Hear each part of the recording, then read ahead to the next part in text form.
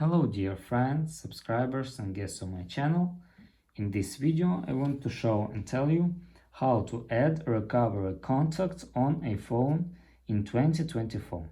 This method works on iPhone 15. So please put your like, subscribe to my channel, share this video with your friends, and let's get started. So first we need to go to settings. After that you need to click on our Apple ID account here and click sign in and security. Wait some seconds, and after that you need to scroll down and click account recovery, and here you can click add recovery contact. Click here, use Face ID,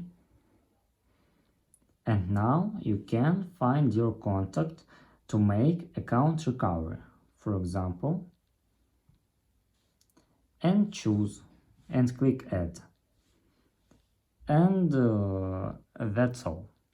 If you enjoyed this video and found it helpful, please put your like, subscribe to my channel and share this video with your friends.